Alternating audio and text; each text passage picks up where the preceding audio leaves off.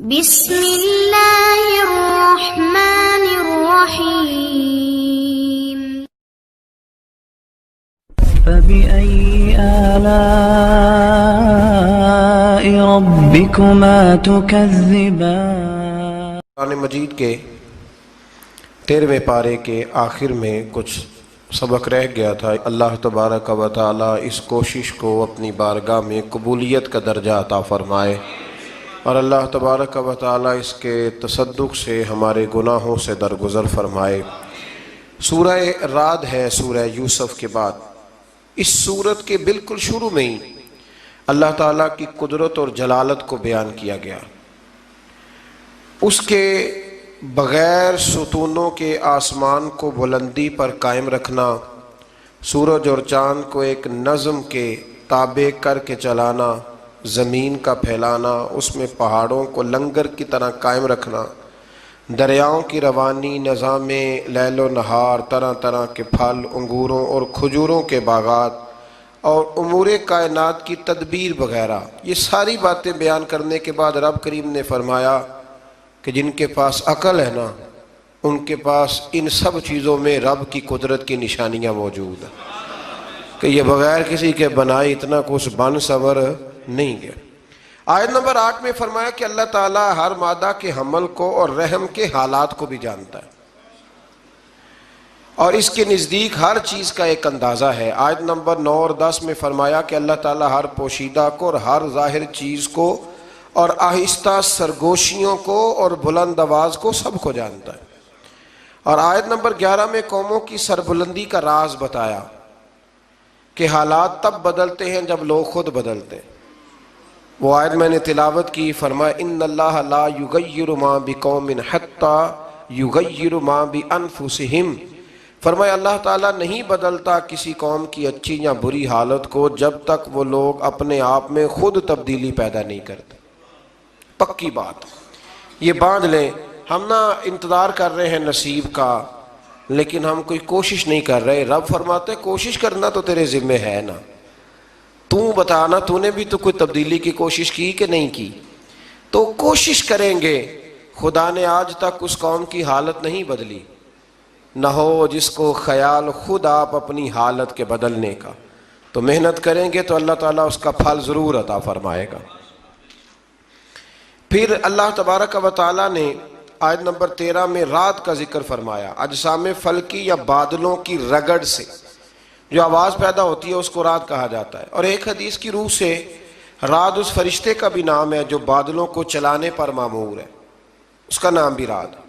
چنانچہ فرمایا یہ معین فرشتہ اس کی حمد کے ساتھ تسبیح کرتا ہے، اور باقی فرشتے بھی اس کے خوف سے حمد و تسبیح کرتے ہیں۔ آیت نمبر 14 میں فرمایا کہ پکارنے کے لائق صرف اللہ کی ذات ہے، جو پکار کا جواب سن کر دیتا ہے، جبکہ معبودان باطلہ کی پکار کے جواب دینے سے وہ عاجز ہیں، اور کافروں کی پکار رائے گاں جائے گی۔ یہ اس پکار کی بات ہو رہی ہے جو اللہ کے مقابلے میں پکاری جائے، اور جو اللہ کا بندہ سمجھ کے پکاری جائے اس پکار کی یہ بات ہے۔ ورنہ تو صحابہ روز کہتے تھے یا رسول اللہ، وہ تو روز کہتے تھے یا رسول اللہ صلی اللہ علیہ وسلم۔ تو آیت نمبر 16 میں فرمایا کہ اللہ کو چھوڑ کر تم کیوں کر ایسے باطل معبودوں کی عبادت کرتے ہو جو دوسروں کو تو کجا اپنے اور نفع نقصان کے بھی مالک نہیں۔ فرمایا کیا دیکھنے والا اور نابینا ظلمت اور نور برابر ہو سکتے ہیں؟ فرمایا کیا مشرکوں کے معبودوں نے بھی اللہ تعالیٰ کی طرح کوئی مخلوق پیدا کی ہے؟ پھر آیت نمبر 17 میں فرمایا کہ آسمان سے برسنے والی بارش کے نتیجے میں ندی نالے جاری ہوتے ہیں، پھر سیلاب سے بلبلے والے جھاگ پیدا ہوتے ہیں۔ آگے چل کر زمین میں باقی رہنے کے اصول بھی بیان کیے۔ فرمایا رہا جھاگ تو وہ بے فائدہ ہونے کی وجہ سے زائل ہو جاتا ہے، جو اوپر جھاگ ہوتا ہے نا پانی کے، اس کا جو کہ فائدہ کوئی نہیں ہوتا تو وہ کیا ہوتا ہے؟ ضائع ہو جاتا ہے نا۔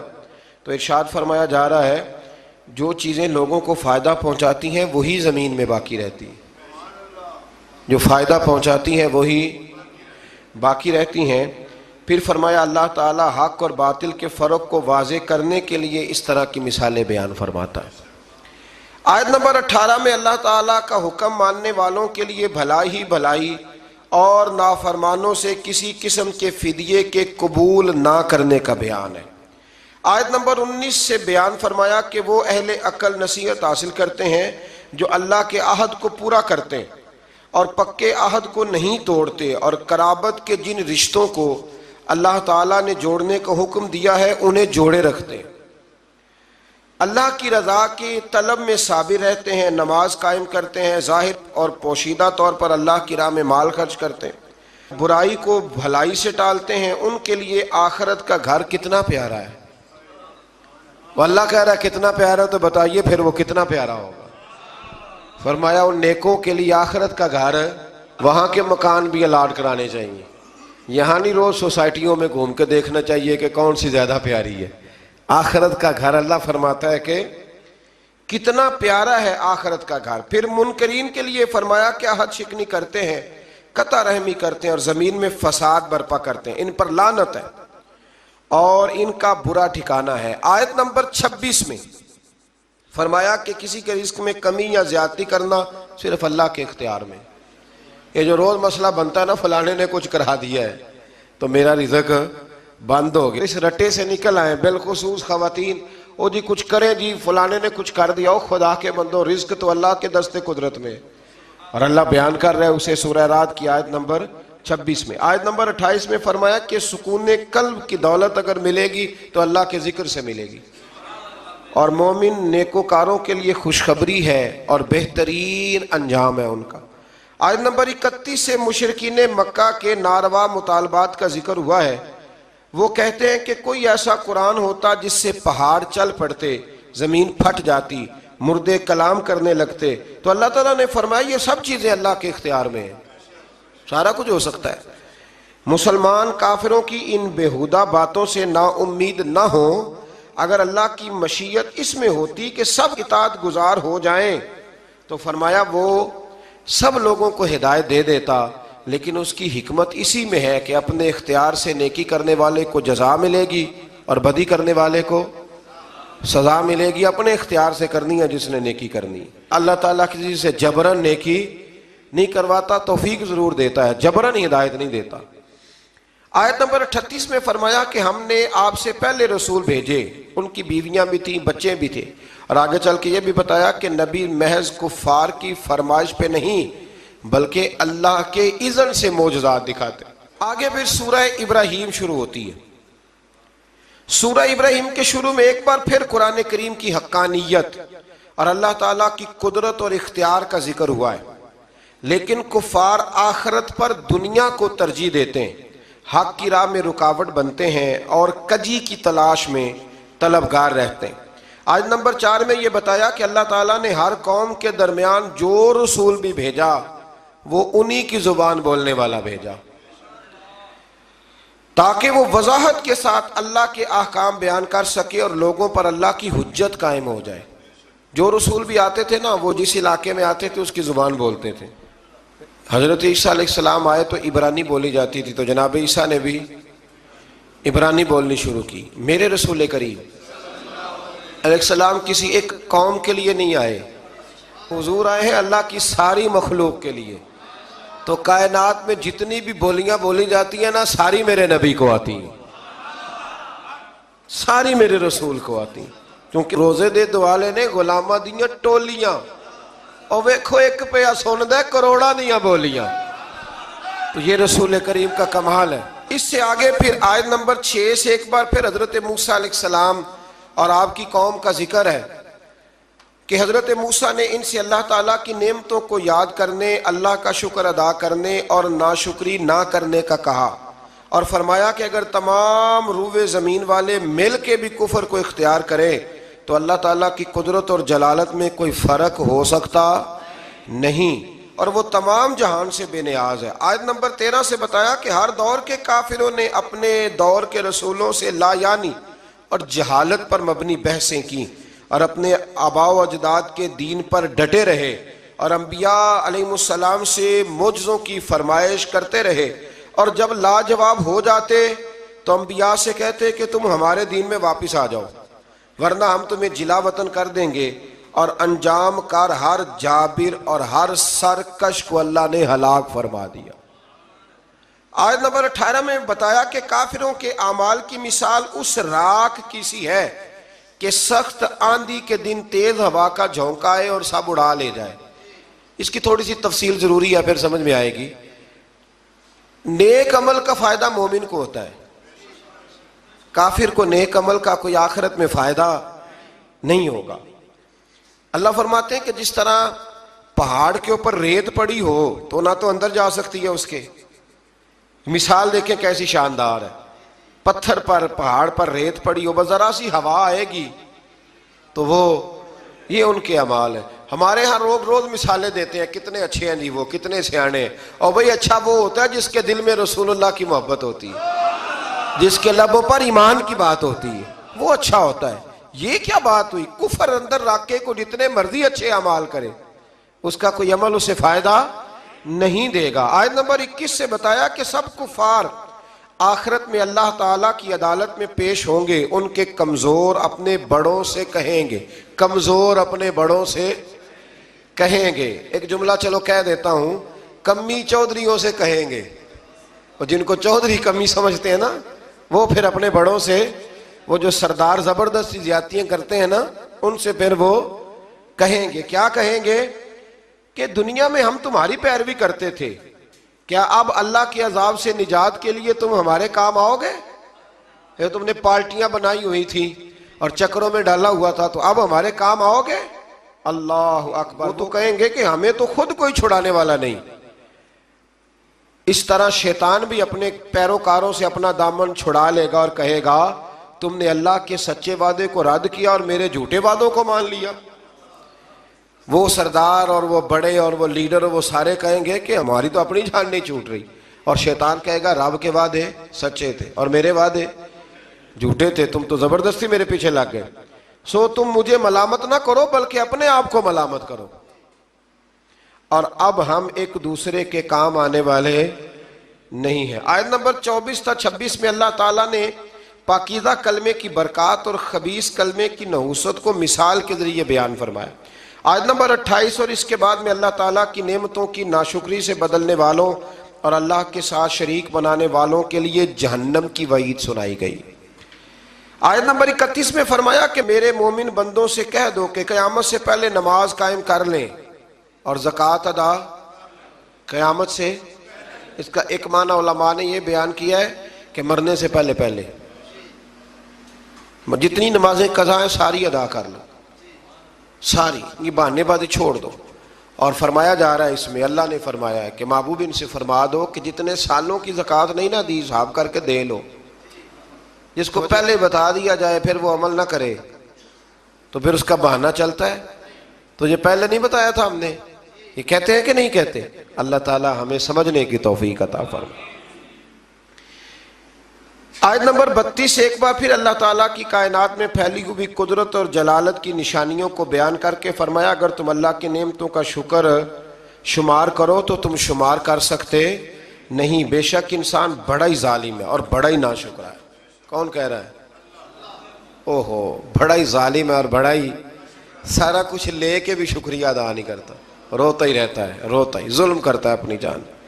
آیت نمبر 35 میں حضرت ابراہیم کی اللہ تعالیٰ سے مکے کو شہر امن بنانے اور ان کو اور ان کی اولاد کو بت پرستی سے بچانے کی دعا اور بتوں کی مذمت کا ذکر ہے۔ آیت نمبر 37 میں اس واقعے کا ذکر ہے جب ابراہیم علیہ السلام اللہ کے حکم سے حضرت ہاجرہ کو اور حضرت اسماعیل علیہ السلام کو مکے کی بیاب و گیا زمین میں چھوڑ کے آئے اور رخصت ہوتے وقت اللہ سے دعا کی کہ اے ہمارے رب، میں نے اپنی بعض اولاد کو تیرے حرمت والے گھر کے نزدیک بے آب و گیا وادی میں ٹھہرا دیا ہے تاکہ وہ نماز قائم رکھیں، تو لوگوں میں سے بعض کے دلوں کو ان کی طرف مائل کر دے تاکہ وہاں آبادی ہو جائے، اور ان کو پھلوں سے روزی عطا فرما۔ یہ مکے میں جتنی برکتیں حضرت ابراہیم کی دعا کی برکت سے ہیں، جو پھل آپ کہیں نہیں دیکھیں گے وہ بیت اللہ شریف جا کے دیکھیں گے۔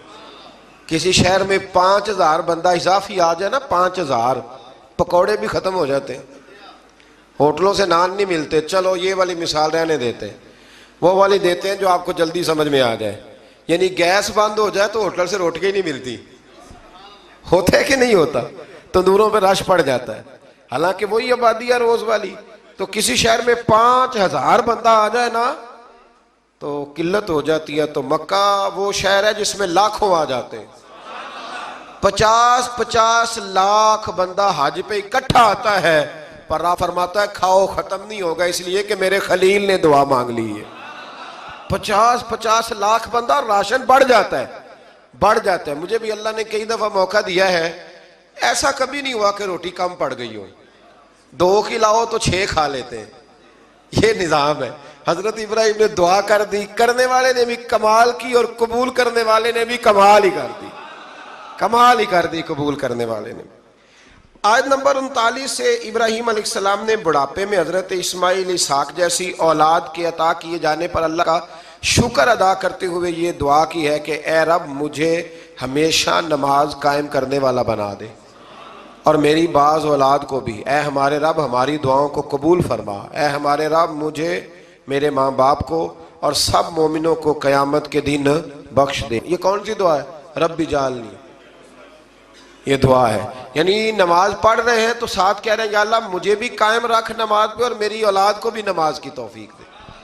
اور نماز میں ماں باپ کو بھی شامل کیا کہ اللہ ان کی بھی بخشش فرما. آیت نمبر 42 سے فرمایا کہ تم اللہ تعالیٰ کو غافلوں کی بدعمالیوں سے بے خبر نہ سمجھو.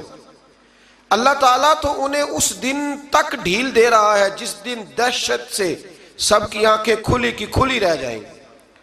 لوگ سر اٹھائے بے تحاشا دوڑ رہے ہوں گے، ان کی پلک تک نہ جھپک سکے گی، اور ان کے دل ہوا ہو رہے ہوں گے، یعنی ڈرے جا رہے ہوں گے.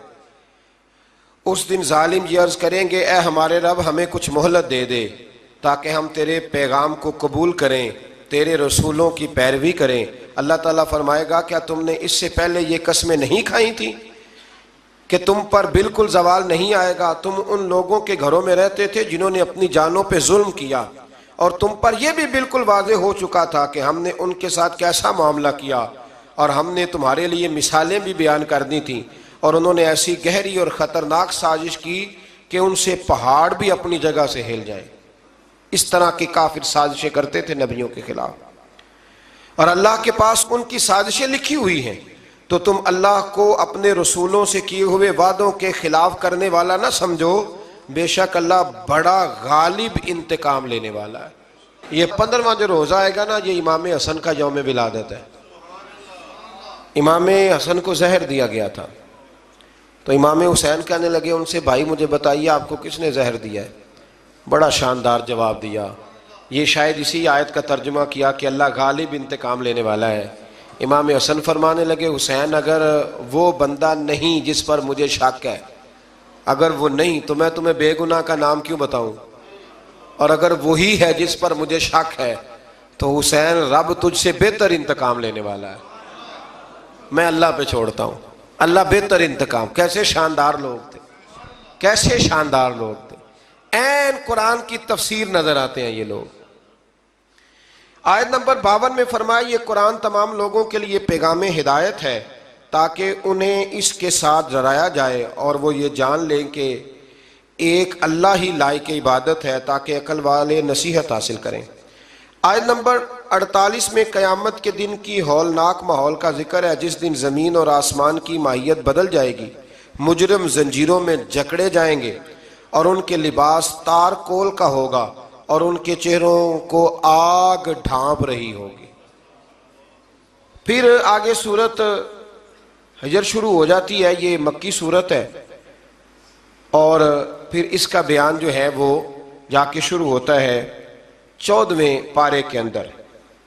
اللہ تبارک و تعالیٰ نے اس سورت کے آغاز میں ارشاد فرمایا آیت نمبر 9 میں کہ اللہ تعالیٰ کا قرآن مجید کی حفاظت کا ذمہ خود لیا ہے اللہ تعالیٰ. انا نحن نزلنا الذکر و انا لہ لحافظون. فرمایا نازل بھی ہم نے کیا اور حفاظت بھی ہم ہی کریں گے. اور بلا شبہ یہ قرآن مجید کا اعجاز ہے. اسی سورت کی آیت نمبر 14-15 میں فرمایا کہ اگر آسمان کا کوئی دروازہ کھول دیں اور یہ منکرین خود اس سے چڑھ کر جائیں تو پھر بھی کہیں گے کہ ہم پر جادو کر دیا گیا ہے.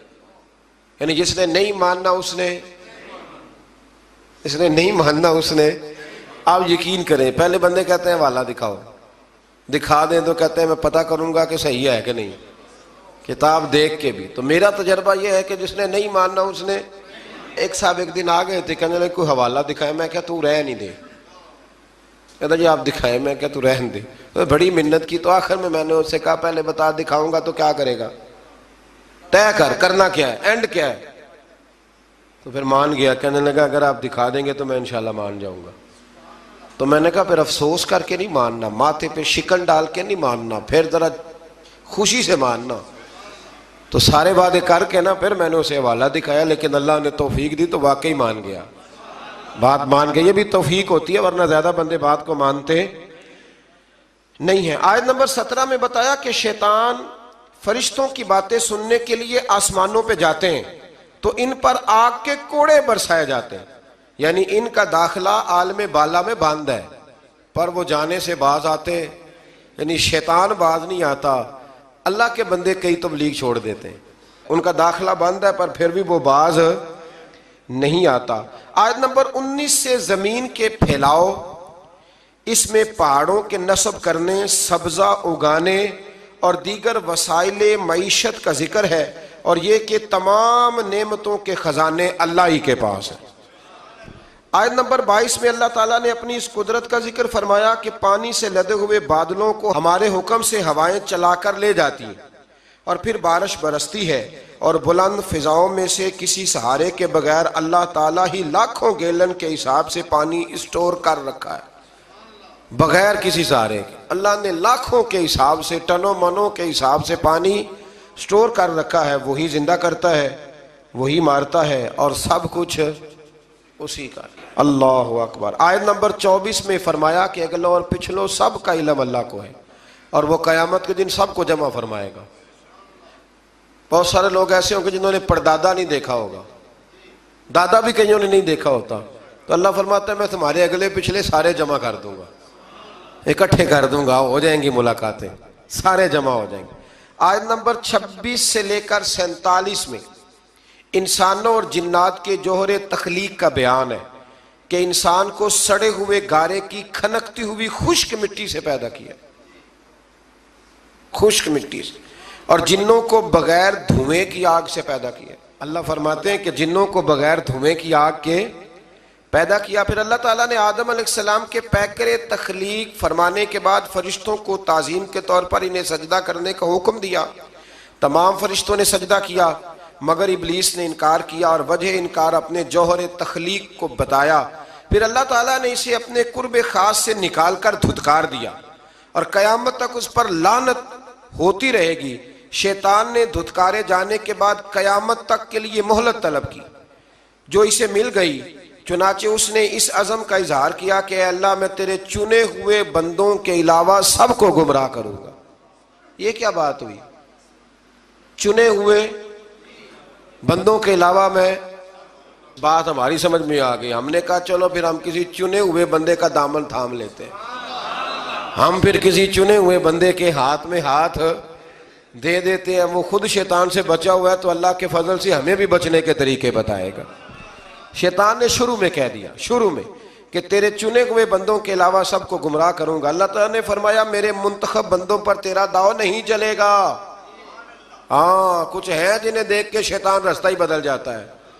حضرت جنید بغدادی فرماتے تھے میں نے تو ایک دن باندھ دیا تھا اسے درخت کے ساتھ, میں کیا ہلیا تو ماراں گا, ہلنا نہیں ورنہ ڈنڈے ماروں گا, باندھ دیا تھا. اللہ کے بندے جو ہیں وہ ان کے قریب اگر آتا بھی ہے تو انہیں گمراہ کر سکتا نہیں, اس نے خود کہا تھا کہ میرا ان پہ داؤ نہیں چلتا. اللہ اکبر. اس مقام پر جہنم کے 7 دروازوں کا ذکر بھی اللہ تعالیٰ نے فرمایا ہے, اور ان کے ناموں کا اظہار بھی فرمایا ہے. اور پھر اسی مقام پر یہ بھی بتایا کہ اہل جنت کے دل کینوں سے پاک ہوں گے. اہل جنت کے دل کینوں سے, آج جو بندہ دکان کھولے وہ ذرا سامنے والے کو غور سے دیکھے, کینہ تو نہیں سامنے والی دکان کا. آج بھائی سگے بھائی کو دیکھے کہ کینہ تو نہیں. تو جنتی ہونے کی موٹی سی علامت ہے, اگر سینہ پاک ہے تو بندہ جنتی ہے, اور اگر اندر کوئی مسئلہ ہے تو پھر مسئلہ دور کر لے تو اللہ انشاءاللہ جنت عطا فرمائے گا. اور اعزاز و اکرام کے ساتھ ایک دوسرے کے مقابل مسندوں پہ بیٹھے ہوں گے یہ جو کینے سے پاک ہے. آیت نمبر 49 اور 50 میں فرمایا کہ میرے بندوں کو بتا دو کہ میں غفور اور رحیم ہوں، اور یہ بھی بتا دو کہ میرا عذاب دردناک ہے۔ یعنی خوف اور امید دونوں کو اختیار کرنا چاہیے، اس سے ڈرنا بھی چاہیے اور رحمت کی امید بھی رکھنی چاہیے۔ چند آیات میں حضرت ابراہیم اور لوط علیہ السلام کا واقعہ بیان ہوا ہے، وہ پہلے بھی میں شاید کل بھی ہم اس پر بات کر رہے تھے کہ جب وہ آئے تھارے فرشتے انسانی شکل میں، اس کی تفصیل گزر گئی۔ آیت نمبر 49 سے 84 تک اصحاب الایکہ اور اصحاب الحجر کا ذکر ہے۔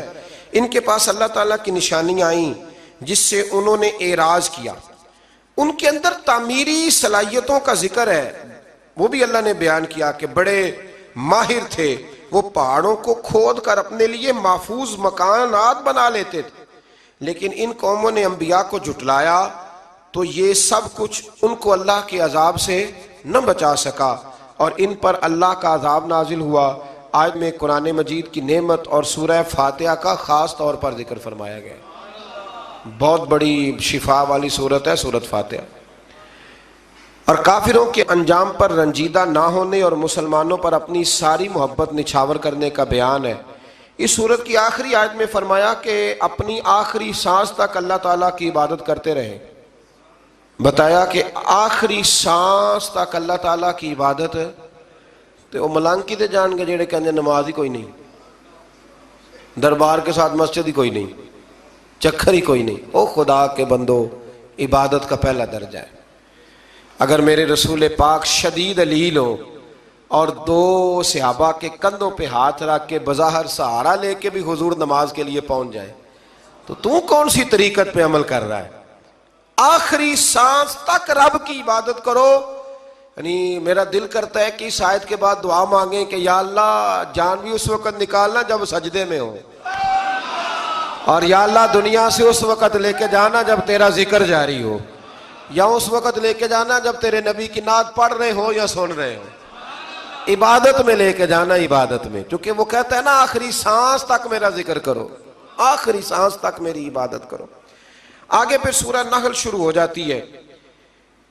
یہ نحل نا شہد کی مکھی کو کہتے ہیں، یہ شہد کی مکھی کو کہتے ہیں۔ دیکھیں اللہ تعالیٰ نے کن کن چیزوں کے نام پر ماشاءاللہ اپنے فضل سے سورتوں کے نام بیان فرمائے۔ اس سورت کے اکثر مضامین میں اللہ تعالیٰ کی توحید اور استحقاق عبادت میں منفرد ہونے اور اس پر بے شمار دلائل کا ذکر فرمایا گیا۔ اس میں شرک کی مذمت ہے اور جو منکرین عذاب آخرت ہے ان کے لیے وعید ہے، اور نبی رحمت علیہ السلام کی نبوت اور رسالت کے اسبات کا بیان ہے۔ اس سورت کی آیت نمبر 5 میں چوپایوں کی پیدائش کا ذکر ہے، جس میں انسانوں کے لیے کئی طرح کے فوائد ہیں۔ یہ انسانوں کے لیے راحت کا سبب ہے، ان میں بعض جانوروں کو کھایا جاتا ہے اور بعض میں دیگر فوائد ہیں، جیسے بھیڑوں کی اون سے گرم لباس حاصل کیا جاتا ہے، کچھ بار برداری کے کام آتے ہیں، کچھ سواری کے کام آتے ہیں جیسے گھوڑے، خچر اور گدھے وغیرہ۔ آیت نمبر 9 میں جبری ہدایت کی نفی ہے اور فرمایا کہ اللہ تعالیٰ نے سیدھے رستے کے بیان کو اپنے ذمہ کرم پہ لیا ہے اور گمراہی اور ہدایت کو قبول کرنا انسان کے اختیار میں دے دیا ہے۔ اللہ فرماتے ہیں میں تمہیں راستے بنا کے دے رہا ہوں، اب تم نے خود فیصلہ کرنا ہے کہ تم نے ہدایت کے راستے پہ چلنا ہے کہ گمراہی کے راستے پہ۔ آیت نمبر 11 سے زمین سے پیدا ہونے والے پھلوں اور نعمتوں کا ذکر ہے، اور یہ کہ شمس و قمر اور ستارے اسی کے حکم کے تابع۔ انسان سمندر پر سواری کر کے تلاش رزق کے لیے سفر بھی کرتا ہے اور مچھلیوں کا شکار کر کے تازہ گوشت کھاتا ہے۔ سمندروں ہی سے مختلف قسم کے زیورات میں استعمال ہونے والی چیزیں نکلتی ہیں۔ اس کے بعد زمین میں پہاڑوں کے گاڑنے، نہروں اور منزل پانے کے لیے راستوں، نشان منزل اور ستاروں کا ذکر فرمایا۔ ان تمام نعمتوں کا تفصیل کے ساتھ ذکر کرنے کے بعد فرمایا اگر تم اللہ کی نعمتوں کو گننا چاہو، شمار کرنا چاہو تو تم گن کوئی نہیں سکتے، تم اللہ کی نعمتوں کو گن سکتے؟ اللہ اکبر۔ آیت نمبر 20 سے مشرکوں کے باطل معبودوں کی بے بسی اور بے کسی کا ذکر ہے کہ وہ خود مخلوق ہیں، وہ بے جان ہیں، نعمت حیات سے محروم ہیں، انہیں خود اپنے انجام کا کچھ پتہ نہیں، جبکہ مسلمانوں کا معبود اللہ وحدہ لا شریک ہے اور ظاہر اور باطن کو جاننے والا ہے۔ آیت نمبر 25 میں بتایا کہ جو لوگ گمراہوں کے رہنما ہیں ان کے بھی رہنما ہوتے ہیں، بالکل ہوتے ہیں۔ فرمایا جو لوگ گمراہوں کے رہنما ہیں وہ اپنے گناہوں کا بوجھ بھی اٹھائیں گے، اور جن کو انہوں نے گمراہ کیا ہے ان کا وبال بھی انہی پہ پڑے گا۔ بڑی احتیاط سے مرشد بننا چاہیے، بڑا شوق ہے لوگوں، اللہ جانتا ہے، بڑا شوق ہے۔ اب تو آسان ہو گیا یہ کام کرنا، لیکن آپ کو پتہ نہیں کہ کتنے لوگوں کا بوجھ اٹھا رہے ہیں۔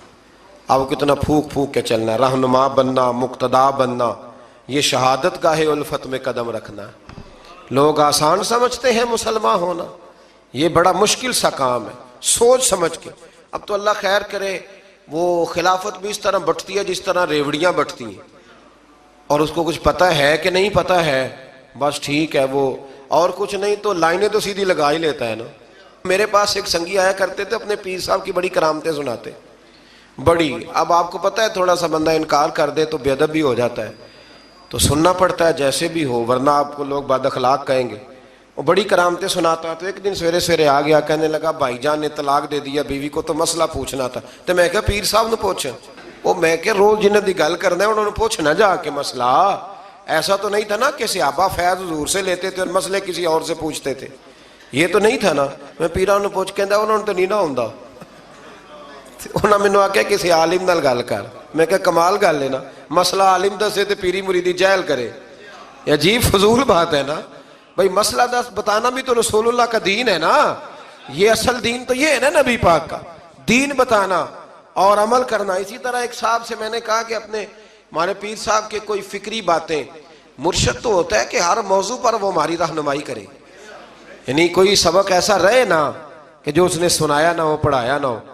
تو کہنے لگے ہمارے حضرت صاحب تقریر نہیں کرتے، وہاں تو کوئی اور جمعہ پڑھاتا ہے۔ تو میں کہا انہوں آج 4 کتابیں لے کہتے پڑھے، ہاں کوئی دین کی بات اس سے باہر ہے، آپ کی مہربانی باہر ہے۔ میدان علم میں جب یہ لوگ جاتے ہیں نا جی، پھر انہیں کوئی جواب نہیں آتا۔ وہ تو لال رومال والا ہے نا، وہ دیکھ لیتا ہے جاہل پیر کون سا ہے، اس کو جا کے سوال پوچھتا ہے، پھر وہ ویڈیو بنا کے تو ظلم کرتا ہے، وہاں سے فرقہ واریت پھیلاتا ہے۔ اب ہم کیا کریں، ہمارے کھاتے میں لوگ ہی ایسے پڑ گئے۔ وہ کچھ عرصہ پہلے نا ایک بابا پکڑا گیا، تو پتہ نہیں کچھو کما پیر تھا کہ کیا تھا، ہے تھا نا کوئی کچھوا پیر کے کیا ہے تھا نا جی ایسا۔ تو مجھے ایک صاحب نے نا اس نے ویڈیو بھیجی، کہنے لگا جی یہ پیر پکڑا گیا۔ میں کہ ساڈا نہیں ہے، تسی رکھ لو۔ پاگل دا کی کرنا ہے، میں کہ تسی رکھ لو نا، چونکہ ہمارے کسی بندے نے نہ اپنے پیج پہ لگایا نہ اس کو، تو غیر ہی اس کو پرموٹ کر رہے تھے سارے۔ تو میں کہ تسی رکھ لو، ایسا ایسا کی کرنا ہے۔ ہمارے کسی جلسے میں کبھی دیکھا ہے آپ نے ایسا پیر؟ ہم سنی علماء جتنے بھی الحمدللہ کام کرنے والے، وہ ایسے جالوں کو دعوت، تو ایسے ہی آپ ہمارے کھاتے میں ڈال رہے ہیں۔ تو اس لیے مہربانی کریں، مقتدا اور رہنما وہ بندہ ہوگا جس کے پاس کوئی چیز ہوگی۔ اللہ تبارک و تعالی ہمیں سمجھنے کی توفیق عطا فرمائے۔ تو آیت نمبر 25 میں بتایا کہ جو لوگ گمراہوں کے رہنما ہیں وہ اپنے گناہوں کا بوجھ بھی اٹھائیں گے، اور جن کو انہوں نے گمراہ کیا ان کا وبال بھی انہی پہ پڑے گا۔ اہل تقوی اور اہل ایمان کو عطا کی جانے والی نعمتوں کا ذکر کر کے فرمایا کہ ان کی وفات کے وقت فرشتے ان کے پاس، فرشتے ان کی پاکیزہ روحوں کا استقبال کریں گے اور ان پر سلام بھی بھیجیں گے۔ آیت نمبر 35 سے ہر دور کے کفار اور مشرکین کا ایک عذر لنگ بیان کیا گیا کہ اگر اللہ چاہتا تو ہم اور ہمارے باپ دادا اس کے سوا کسی کی عبادت نہ کرتے، اور نہ ہی اس کے حکم کے بغیر کسی چیز کو حرام قرار دیتے۔ ہم تو پہلے بتا چکے ہیں کہ اللہ کی مشیت اور ہے اور اللہ کی رضا اور ہے۔ ایک استاد اگر نالائق شاگرد کو فیل کرتا ہے تو یہ اس کی خواہش نہیں یا رضا نہیں ہوتی، بلکہ قانون کا تقاضا ہے۔ اگر وہ صحیح پرچہ نہیں دے گا تو پھر اسے فیل کیا جائے گا، اور مشیت الہی کا قانون بھی اسی طرح سے ہے۔ آیت نمبر 36 سے فرمایا کہ ہم نے آپ سے پہلے امتوں میں رسول بھیجے، انہوں نے توحید کی دعوت دی اور طاغوت سے روکا۔ جس کے نصیب میں ہدایت تھی وہ ہدایت پا گئے، اور جو بدبخت تھے وہ گمراہی کا شکار ہوئے۔ اور آپ خود ان کے ہدایت یافتہ ہونے پر کتنے حریص ہیں۔ اللہ جسے گمراہ کر دیتا ہے اسے ہدایت نہیں دیتا۔ کفار کی قسمیں کھا کر وقوع قیامت کا انکار پر بتایا کہ قیامت ضرور آئے گی۔ یہ جتنی مرضی قسمیں کھائیں پر قیامت ضرور آئے گی۔ آیت نمبر 40 میں اللہ تعالیٰ نے اپنی قدرت کی جلالت کا اس طرح بیان کیا کہ ہم جب کسی چیز کا ارادہ کرتے ہیں تو ہمارے کن سے تو فیکون، اللہ کن فرماتا ہے تو وہ کام ہو جاتا ہے، وہ چیزیں وجود میں آ جاتی ہیں۔ آیت نمبر 41 میں مہاجرین کے لیے دنیا میں بہترین ٹھکانے اور آخرت میں بڑے اجر کا بیان فرمایا۔ پھر آیت نمبر 43 سے اللہ تعالیٰ نے نبی کریم صلی اللہ علیہ وسلم سے فرمایا کہ آپ سے پہلے بھی ہم نے مردوں کو رسول بنایا تھا جن کی طرف ہم وحی کرتے تھے اور حقانیت کے واضح دلائل اور کتابیں بھی بھیجیں۔ اے رسول صلی اللہ علیہ وسلم، ہم نے آپ کی طرف بھی قرآن نازل کیا تاکہ آپ لوگوں کو ہمارے وہ احکامات وضاحت کے ساتھ بتا دیں جو ان کی طرف اتارے گئے۔ قرآن نے یہ بھی فرمایا کہ جو کچھ نہیں جانتے جو تم، وہ اہل علم سے پوچھ لیا کرو۔ لوگوں جس بات کا پتہ نہ ہو وہ کس سے پوچھو؟ جسے پتہ ہے۔ آیت نمبر 45 سے فرمائے کہ اسلام اور داعی اسلام کے خلاف سازشیں کرنے والے کفار کو اللہ کے عذاب سے بے پرواہ نہیں ہونا چاہیے جو ان کے پاس کسی بھی صورت میں آ سکتا ہے۔ آیت نمبر 48 سے فرمایا کہ اللہ تعالیٰ نے اس امر کو بیان فرمایا کہ کائنات کی ہر چیز اللہ کی بارگاہ میں مصروف عبادت ہے، ہر چیز عبادت کر رہی ہے، یہاں تک کہ چیزوں کا سایہ جو دائیں اور بائیں جھکتا ہے وہ بھی اللہ کو سجدہ کر رہا ہے۔ یہ تو ہماری خوش قسمتی ہے کہ وہ چاہتا ہے ہم اس کی عبادت کریں، ورنہ اسے کسی کی عبادت کی کوئی ضرورت ہے۔ آیت نمبر 51 سے اللہ تعالیٰ کی وحدانیت، ہر چیز میں اس کی مملکت ہونے، ہر نعمت اس کی طرف سے ہونے اور اللہ کی اطاعت لازمی ہونے کا بیان ہے، اور مشرکین کا مصیبت کے وقت اللہ تعالیٰ کی جڑاب میں گڑ گڑانے اور مصیبت دفع ہونے کی صورت میں دوبارہ شرک کرنے کا بیان ہے۔ آیت نمبر 56 میں کفار کا اللہ کے دیے ہوئے مال سے بتوں کے لیے حصے مقرر کرنے کی مذمت ہے۔ آیت نمبر 57 سے بتایا کہ مشرک اللہ کی طرف بیٹیوں کی نسبت کرتے ہیں، حالانکہ اللہ تعالیٰ ان سب چیزوں سے پاک ہے۔ آیت نمبر 60 میں گناہوں پر اللہ تعالیٰ کے جلد پکڑ نہ کرنے کی حکمت کو بیان کرتے ہوئے فرمایا کہ اللہ لوگوں کو فوراً پکڑتا تو زمین میں کوئی جاندار باقی نہ رہتا، فوراً گناہ پہ پکڑ لیتا، اور فرمایا بلکہ اللہ تعالیٰ آگے اور پیچھے نہ ہونے والی مقررہ میعاد تک مہلت دیتا ہے۔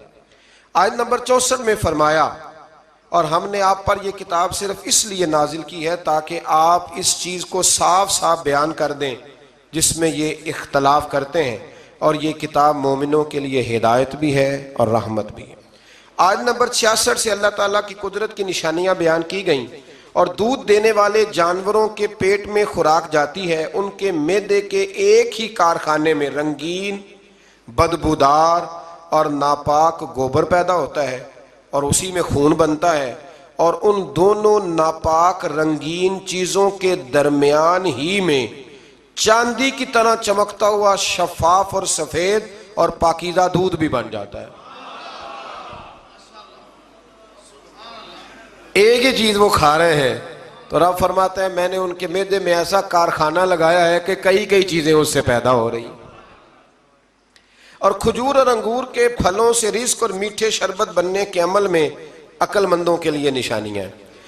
آیت نمبر 68 سے شہد کی مکھی کا ذکر ہے۔ اللہ تعالیٰ نے اس چھوٹی سی مخلوق کو پہاڑوں، درختوں اور چھپروں میں اپنا مستحکم گھر بنانے کا شعور عطا کیا ہے۔ پھر شہد کی مکھی طرح طرح کے پھلوں کا رس چوس کر آتی ہے اور اس کے معدے کے کارخانے میں شہد بنتا ہے، اور جس میں انسانیت کے لیے شفا ہے۔ آیت نمبر 70 میں انسان کی پیدائش، وفات اور بڑھاپے کے طاری کرنے کا اللہ کی طرف سے ہونے کا بیان ہے۔ آیت نمبر 71 تا 72 میں اللہ تعالیٰ نے فرمایا اس نے اپنی حکمت سے بعض لوگوں کو بعض پر روزی میں فضیلت عطا فرمائی، بعض کو پیسے زیادہ دیے، بعض کو پیسے کم دیے۔ اللہ تعالیٰ نے انسانوں ہی میں سے انسانوں کے لیے جوڑے بنائے، پھر بیٹوں اور پوتوں یعنی اولاد کی نعمت عطا کی اور پاکیزہ رزق عطا کیا، پھر بھی لوگ اللہ تعالیٰ کی نعمتوں کی ناشکری کرتے ہیں۔ آیت نمبر 75 سے اللہ تعالیٰ مثال بیان فرماتا ہے کہ ایک مجبور اور بے اختیار غلام ہے جو کسی چیز کا مالک نہیں، اور دوسرا وہ ہے جس کے پاس رزق کی فراوانی ہے، وہ ظاہراً اور پوشیدہ طور پر اس میں سے خرچ کرتا ہے۔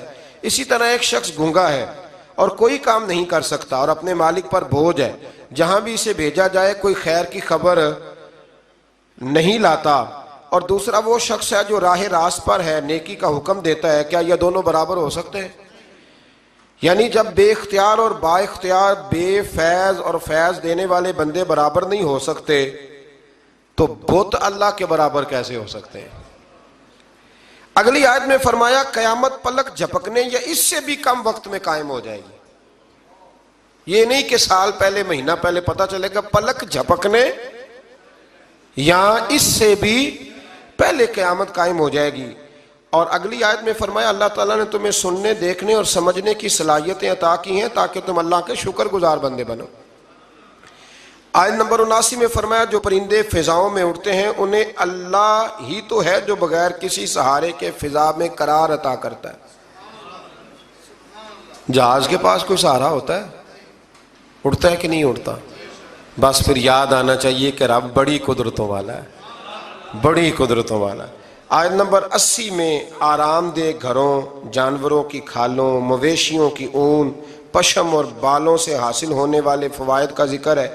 چیزوں کے سایہ کرنے، پہاڑوں میں پناہ گاہوں، گرمی اور جنگ سے بچانے والے لباس جیسی نعمتوں کا ذکر ہے، یعنی یہ سب چیزیں اللہ تعالیٰ کی قدرت کا شاہکار۔ آیت نمبر 86 سے فرمایا کہ مشرکین جن معبودوں کو پوجتے ہیں کل بروز قیامت وہ ان سے بیزاری کا اظہار کریں گے اور ان کو جھوٹا ثابت کر کے اللہ کی بارگاہ میں عاجزی پیش کریں گے۔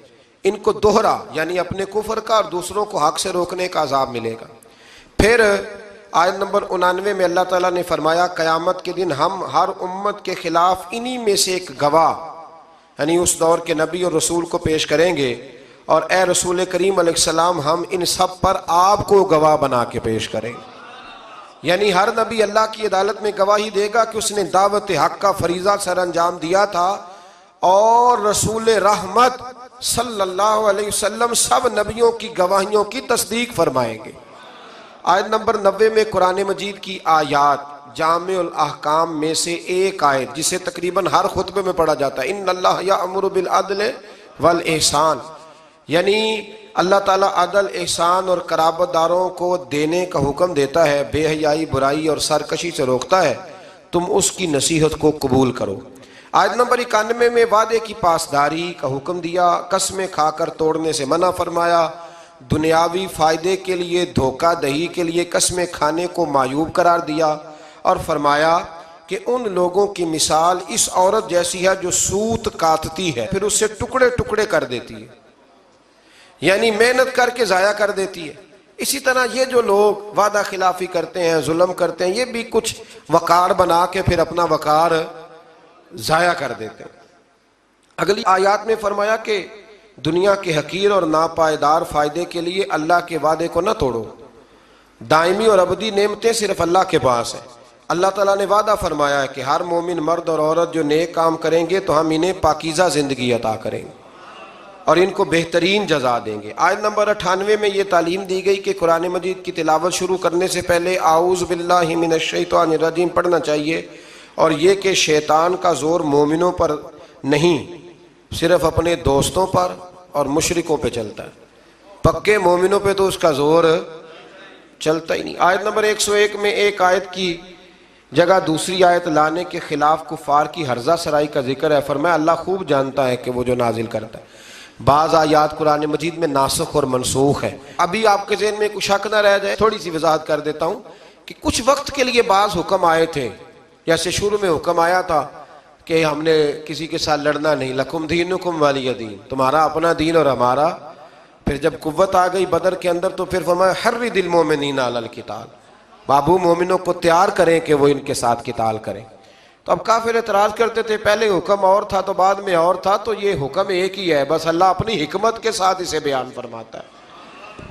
آیت نمبر 103 میں بتایا کہ جب نبی امی کی زبان سے اعلیٰ درجے کی فصاحت اور بلاغت کے حامل قرآن کا معجزہ کفار کے سامنے پیش ہوا اور وہ اس کے بار بار چیلنج کا جواب نہ دے سکے تو یہ کہنے لگے کہ ان کو کوئی بشر یہ کلام سکھاتا ہے، اور ان کی دلیل کی کمزوری کا اندازہ اس سے ہو سکتا ہے کہ قرآن فصیح و بلیغ عربی میں ہے اور جس شخص کی طرف انہوں نے سکھانے کی نسبت کی وہ اجمی ہے۔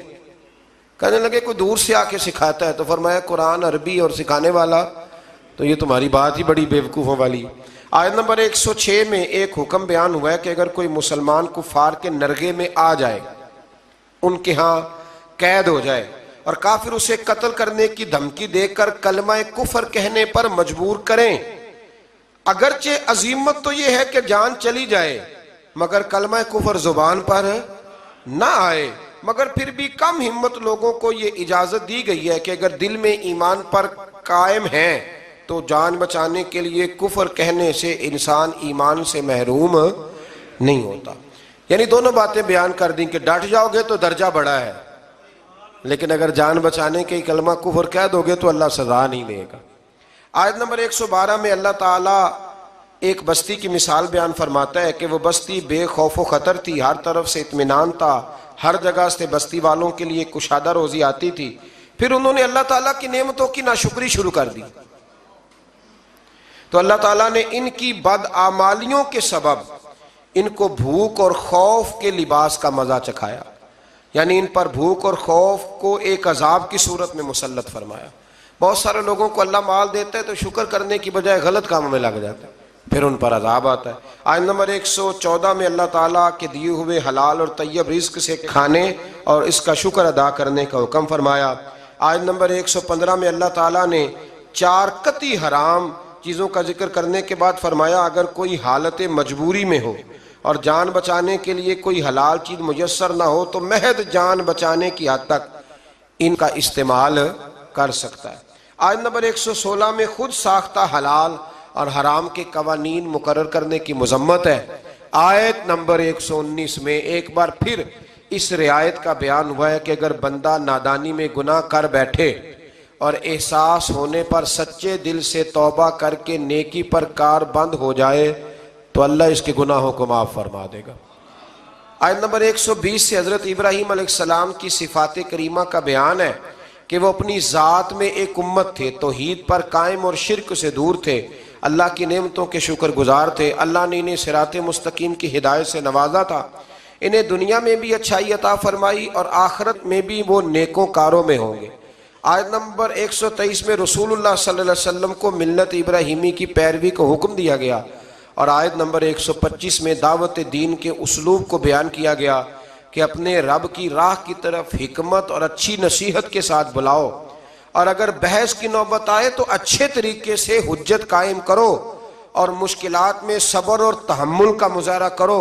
صبر کی توفیق اللہ تعالیٰ کی طرف سے ملتی ہے اور اس کا بدلہ بھی اللہ ہی دیتا ہے۔ اور آخر میں یعنی اس پارے کے آخر میں فرمایا کہ اللہ تقوی اختیار کرنے والوں اور نیک کام کرنے والوں کے ساتھ ہے۔ آخر دعوانا الحمدللہ رب العالمین۔ آپ کو اس قسم کی مزید بھی ویڈیوز سے آگاہ کرتے رہیں گے، ایسی معلومات فراہم کرتے رہیں گے۔ اگر آپ نے ابھی تک ہمارے چینل کو سبسکرائب نہیں کیا تو چینل کو سبسکرائب کر لیجئے۔ کمنٹ سیکشن میں ہمیں بتائیے کہ کیا آپ کو یہ معلومات پسند آئیں، اور اگر یہ معلومات پسند نہیں آئیں تو ان کی وجوہات کیا تھیں، اور اگر پسند آئی ہیں تو ان معلومات کو دوسروں کے ساتھ شیئر بھی کیجئے اور یہ جان لیجئے کہ ہمیں بھی قیامت کی تیاری کرنا ہے۔ وما علینا الا البلاغ المبین۔ دین کی بات پھیلانا صدقہ جاریہ ہے، ثواب کی نیت سے ویڈیو کو شیئر ضرور کیجیے۔ جزاک اللہ۔